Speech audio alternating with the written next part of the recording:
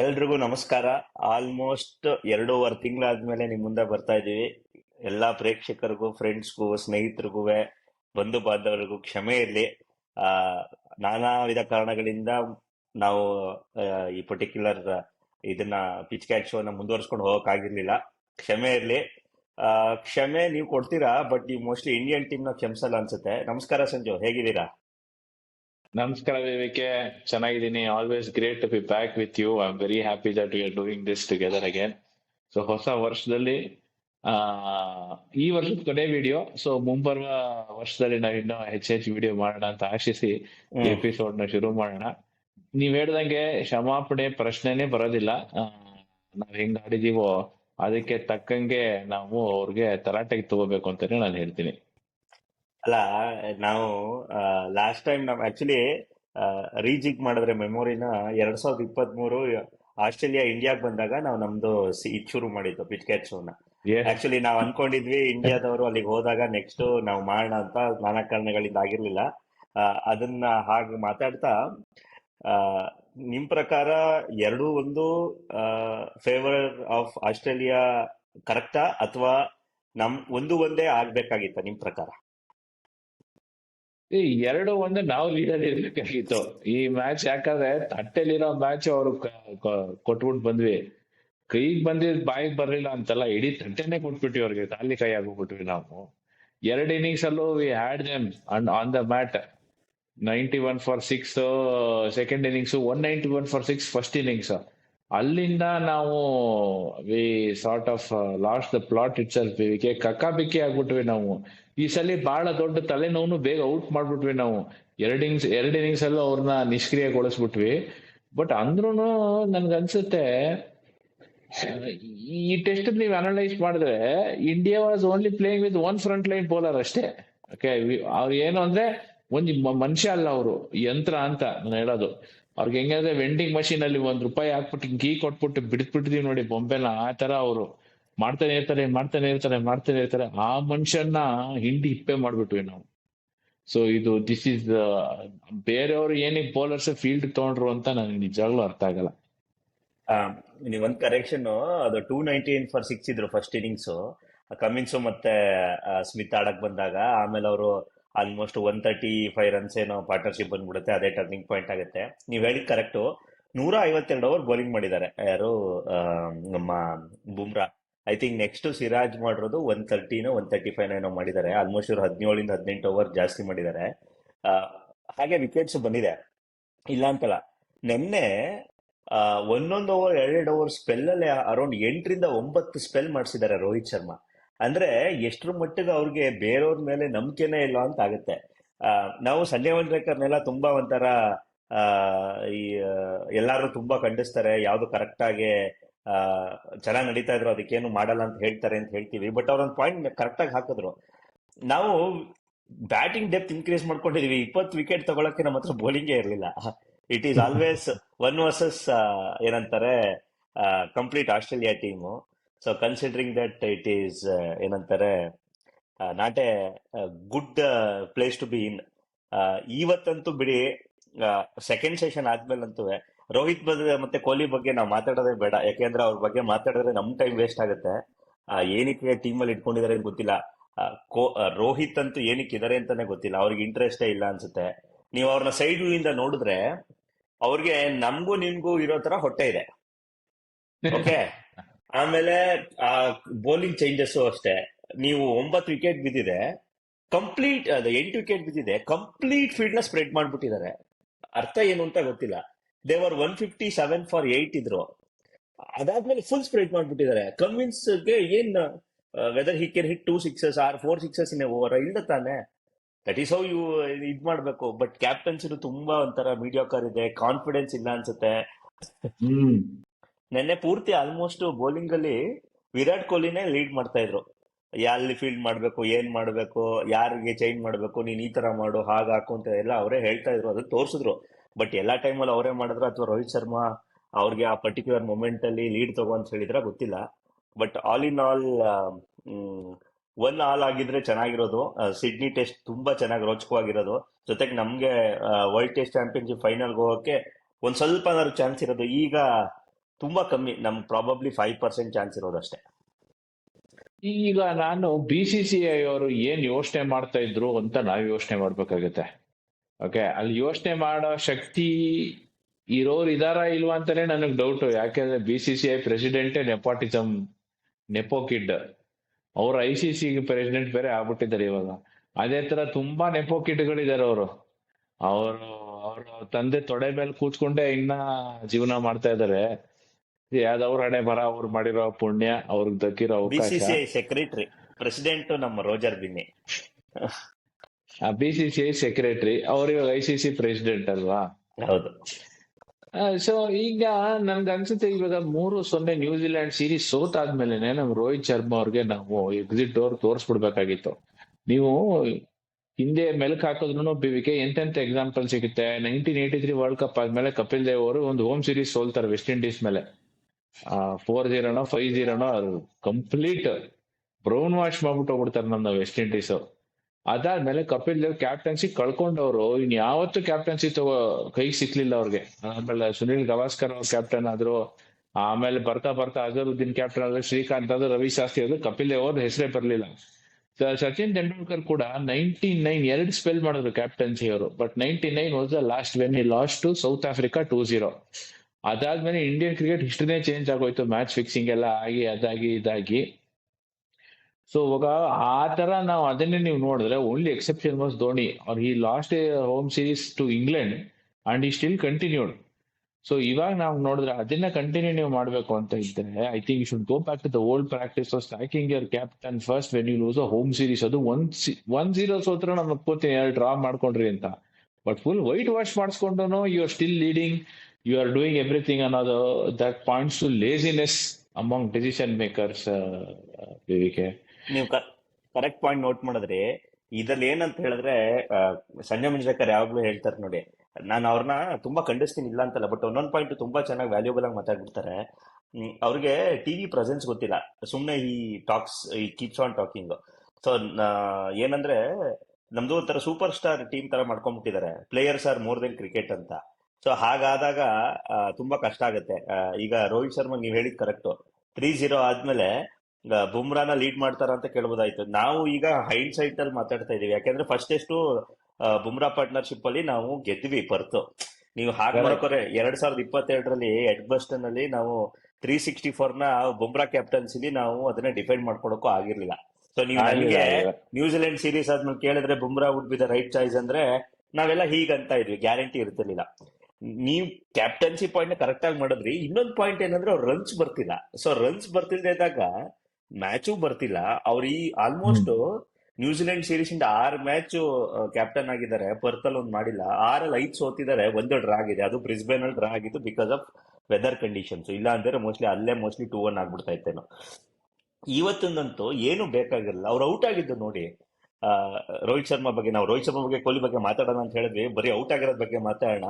Out side of time ball ಬಿಡ್ತಾ ಇದ್ರು, ಇದು ಒಂದು ಇನ್ ಸ್ವಿಂಗರ್ ಇನ್ಕಮಿಂಗ್ ಬಾಲ್ ಬರ್ತಾ ಇತ್ತು. ಅದನ್ನ ಮಿಡ್ ವಿಕೆಟ್ ಮೇಲೆ ಫ್ಲಿಕ್ ಮಾಡೋದಕ್ಕೆ ಏನ್ ಬೇಕು? ನೋ ನೆಸೆಸಿಟಿ ಅಲ್ವಾ, ರನ್ಸ್ ಏನ್ ಬೇಕಾಗಿರ್ಲಿಲ್ಲ ಅಲ್ವಾ. ಡಿಸೈಡ್ ಮಾಡಿದ್ರು, ಯಾಕೆಂದ್ರೆ 16 ಓವರ್ಗೆ 30 ರನ್ ನೋಡಿದಾಗ್ಲೇ ಡಿಸೈಡ್ ಮಾಡಿದ್ರು ನಾವು ಚೇಸ್ ಮಾಡ್ತಾ ಇಲ್ಲ ಅಂತ. ಸೊ ನೀವು ಹಾಗೂ ಮಾಡ್ಬೇಕು. ಇನ್ನೊಂದು 5 ಓವರ್ ಬಿಟ್ ಮಾಡ್ಬಿಟ್ಟು ನೀವು ಸ್ವಲ್ಪ ಬಾಲ್ ಸಾಫ್ಟ್ ಆದ್ಮೇಲೆ ಮಾಡ್ಬೇಕಾಯ್ತಲ್ವಾ. ಸೊ ಹಾಗೆ ನೋಡಕ್ ಹೋದ್ರೆ ಕ್ಯಾಪ್ಟನ್ಸಿದು ತುಂಬಾ ಒಂಥರ ಅವ್ರಿಗೆ ಏನೋ ಒಂಥರ ಬೇಜವಾಬ್ದಾರಿ ತರದಿಂದಿದೆ. ಗಂಭೀರ್ ಜೊತೆ ಅರ್ಥ ಆಗ್ತಿದ್ಯೋ ಇಲ್ವೋ ಗೊತ್ತಿಲ್ಲ. ಆಮೇಲೆ ಈ ಟೀಮ್ ಸೆಲೆಕ್ಷನ್ಗೆ ಏನು ಅಂತ ಗೊತ್ತಿಲ್ಲ. ಸಿರಾಜು ಈ ವರ್ಷ ಪೂರ್ತಿ ಫಾರ್ಮ್ ಅಲ್ಲಿ ಇಲ್ಲ. ಅವರು ಕೇಪ್ ಟೌನ್ ಅಲ್ಲಿ ಬಿಗಿನಿಂಗ್ ಆಫ್ ದಿ ಇಯರ್ ಅಲ್ಲಿ 6 ವಿಕೆಟ್ ತಗೊಂಡ್ರು, ಆ ಮ್ಯಾಚ್ ಗೆದ್ವಿ ನಾವು.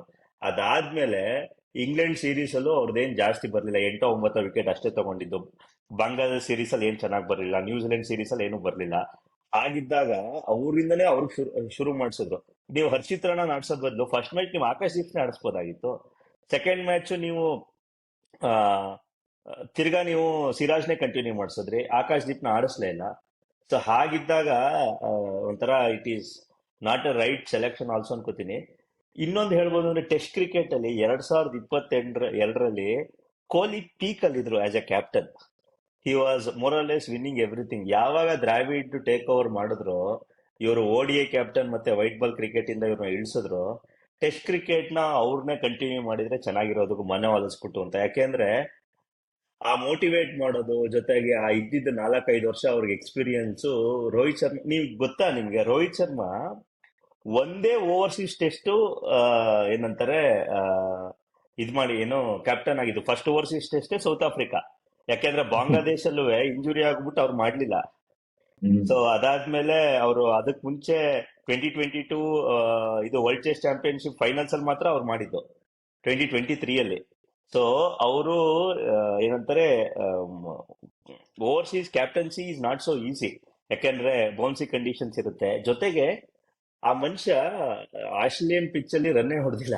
Kumble highest score is 87 87. In ಹೌದು ಎಸ್ ಸಿ ಹೌದು J, whereas this person's highest score is 63 67. ಹೌದು ಹೌದು. ಈಗ ಕ್ಯಾಪ್ಟನ್ಸಿ ಅನ್ನೋದು ಬಹಳ ಕಷ್ಟ ಎಕ್ಸ್ಪ್ಲೇನ್ ಮಾಡಕ್ಕೆ ಕೆ. ಒಬ್ಬ ವ್ಯಕ್ತಿನ ಕ್ಯಾಪ್ಟನ್ ಆಗಿ ಅಪಾಯಿಂಟ್ ಮಾಡಿದ್ರೆ ಅವ್ನ ಟೆನ್ಯೂರ್ನ ಹೆಂಗ್ ನೋಡ್ಬೇಕು. See captain is as good as his team ಅಷ್ಟೇ, but he is not always in control. ಒಂದು ಅವನಿಗೆ ಬೇಕಾಗಿರೋ ಪ್ಲೇಯರ್ಸ್ ನ ಸೆಲೆಕ್ಟರ್ಸ್ ಕೊಡ್ಬೇಕು, ಸ್ಟಾರ್ಟಿಂಗ್ ಪಾಯಿಂಟ್ ಅದು.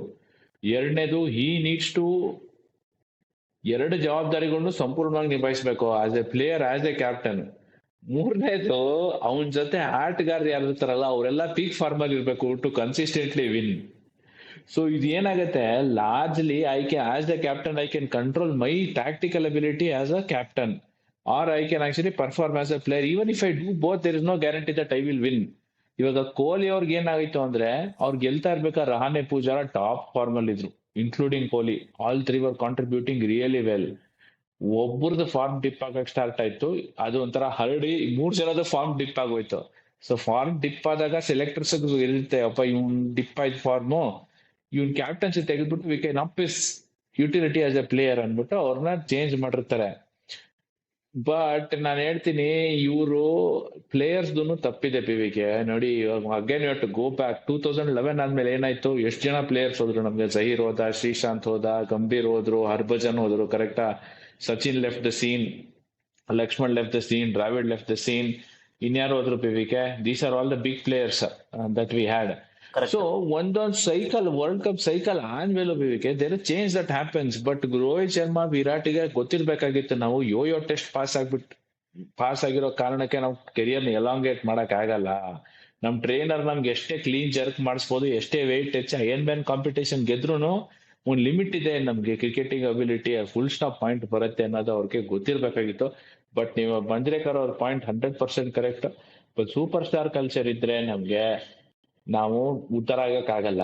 ಬಟ್ ನಂದೊಂದು ಸಜೆಷನ್ ಇದೆ, you can agree disagree add to this ಬಿಗೆ. 33 ರಿಂದ 34 BCCI ಅವರು ಎಲ್ಲರಿಗೂ ಹೇಳ್ಬಿಡ್ಬೇಕು, ಗುಡ್ ಬೈ ಹೇಳ್ತೀವಿ ನಿಮ್ಗೆ, ನೀವು ಎಷ್ಟೇ ದೊಡ್ಡವರಾಗಿದ್ರಿ. ಯಾಕಂದ್ರೆ ವಿಶಾಲವಾದ ದೇಶ. We need more players coming in to the system. We want to find players who are better than you.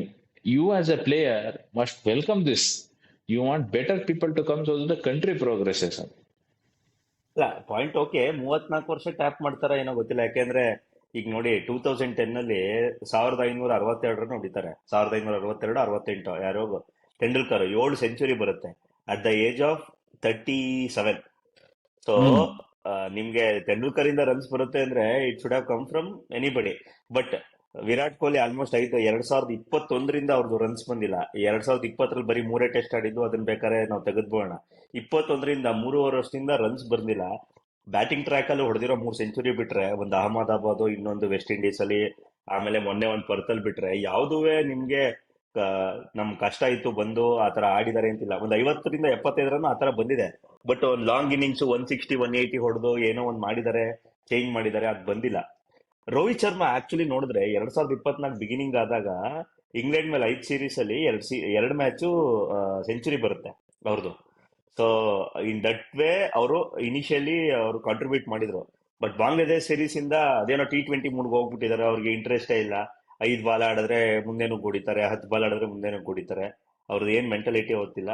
ಅವರೇ ಡಿಸೈಡ್ ಮಾಡ್ಬೇಕು, SCG should be last test, ಈ ಶುಡ್ ಗಿವ್ ಚಾನ್ಸ್. ಯಾಕೆಂದ್ರೆ ನೋಡಿ, ನಮ್ದು ಟೀಮ್ ಸೆಲೆಕ್ಷನ್ ಸರ್ಫರಾಜ್ ಖಾನ್ ತುಂಬಾ ರನ್ಸ್ ಹೊಡೆದ್ರು. ನಾವು ಅವ್ರಿಗೆ ಇಂಡಿಯಾಲ್ ಚಾನ್ಸ್ ಕೊಟ್ರು, ಅವರು ಹಾಟ್ ಅಂಡ್ ಕೋಲ್ಡ್ ಎಲ್ಲಾ ಮ್ಯಾಚ್ ಆಡಿದ್ರು ಕೂಡ ಅಂತ ರನ್ಸ್ ಬರ್ಲಿಲ್ಲ.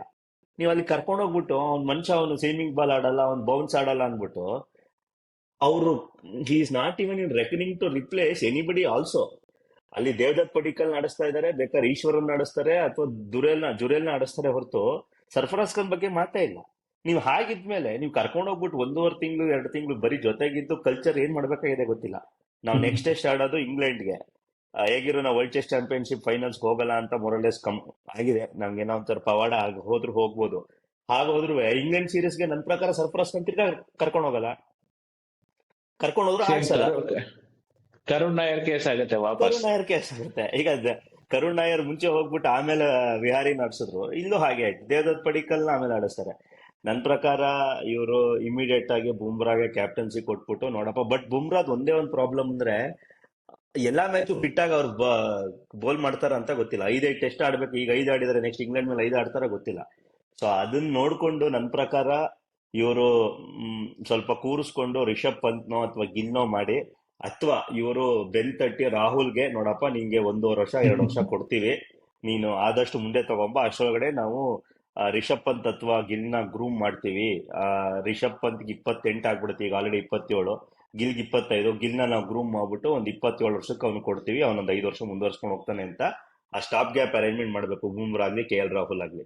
ಇಮಿಡಿಯೇಟ್ ಆಗಿ ಪಂತ್ಗೆ ಮತ್ತೆ ಗಿಲ್ಗೆ ಕ್ಯಾಪ್ಟನ್ಸಿ ಕೊಡೋದಕ್ಕೆ ನನ್ನ ಪ್ರಕಾರ ಅವರು ರೆಡಿ ಇಲ್ಲ ಅಂತ ಅನ್ಸುತ್ತೆ. ಯಾಕಂದ್ರೆ ಗಿಲ್ಲು ಅವ್ರ ಸ್ಥಾನನೇ ಗಟ್ಟಿ ಇಲ್ಲ. ಪಂತ್ ಹೌದು.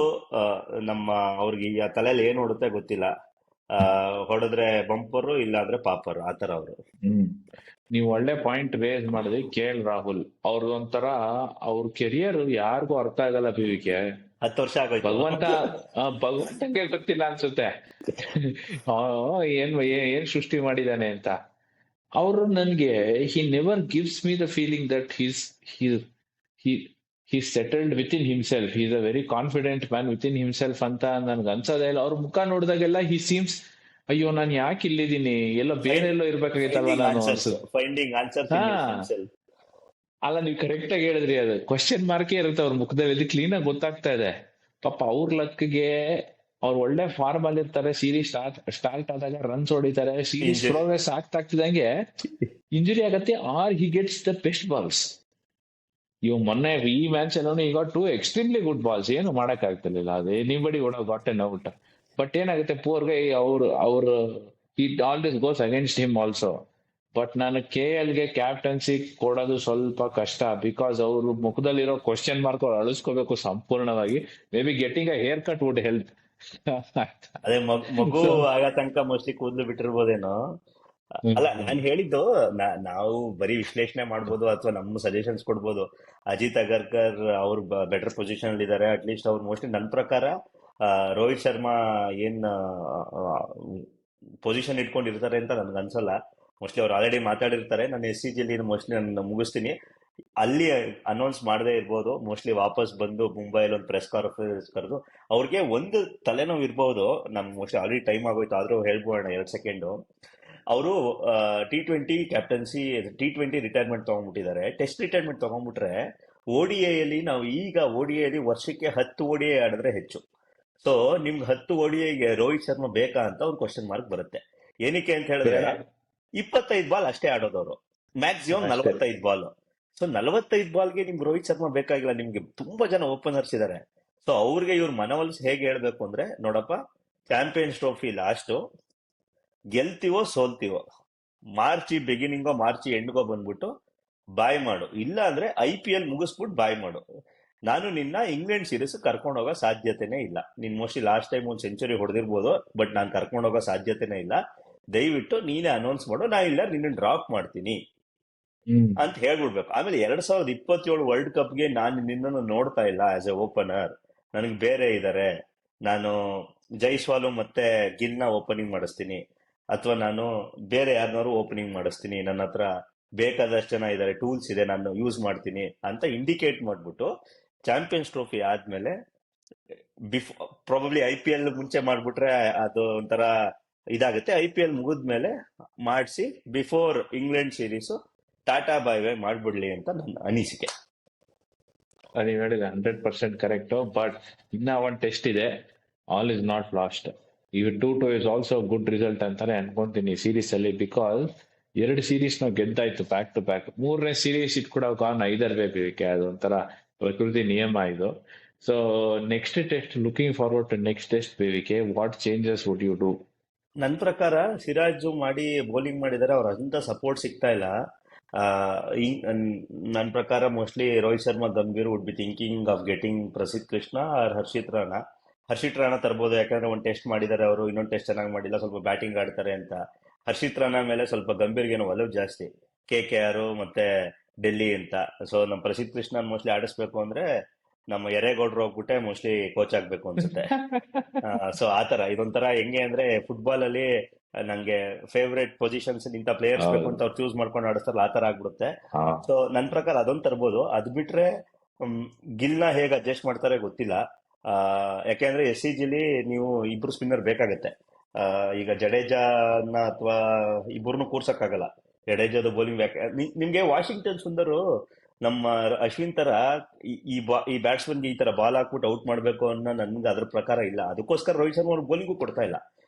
4 ರಿಂದ 5 ಓವರ್ ಮಾಡಿಸಿದ್ದಾರೆ, 2 ಇನ್ನಿಂಗ್ಸು ಸೇರಿ, ಅಥವಾ ಒಂದು 10 ಓವರ್ ಮಾಡಿಸಿದ್ದಾರೆ ಅನ್ಕೊಳ್ಳಿ. ಎಲ್ಲ ಈ ಇನ್ನಿಂಗ್ಸ್ 4 ಓವರ್ ಮಾಡಿದ್ರು, ಫಸ್ಟ್ ಇನ್ನಿಂಗ್ಸ್ ಏನೋ 10-11 ಮಾಡಿದ್ರು ಅನ್ಸುತ್ತೆ. ಸೊ ನನ್ನ ಪ್ರಕಾರ ಅವ್ರನ್ನ ಬರೀ ಬ್ಯಾಟಿಂಗ್ ಆಗಿ ಇಟ್ಕೊಂಡ್ರೆ ನೀವು ಇದೇ ಟೀಮ್ ಹೋಗ್ತಾರೆ. ಮೋಸ್ಟ್ಲಿ 1-2 ಬೌಲಿಂಗ್ ಚೇಂಜಸ್ ಆಗ್ಬೋದು. ರೋಹಿತ್ ಶರ್ಮಾ ಹೇಗೆ ಇವ್ರನ್ನ ಗಿಲ್ನ ಮುಂದಕ್ಕೆ ತರ್ತಾರೆ ಅಂತ ಗೊತ್ತಿಲ್ಲ. 3 ಜನ ಆಲ್ರೌಂಡರ್ಸ್ ಅಲ್ಲಿ ಒಬ್ಬರನ್ನೇನಾದ್ರು ಡ್ರಾಪ್ ಮಾಡ್ತಾರಾ ಅಥವಾ ಹೇಗೆ ಅಂತ ಗೊತ್ತಿಲ್ಲ. Very good point. Washington Sundar ಯಾವತ್ತಿದ್ರು 500 ವಿಕೆಟ್ ತೆಗಿಯಲ್ಲ. ಬಟ್ ಅಶ್ವಿನ್ ವಾಷಿಂಗ್ಟನ್ ಸುಂದರ್ ತರ ಬ್ಯಾಟಿಂಗ್ ಅಂತೂ ಆಡ್ತಿರ್ಲಿಲ್ಲ.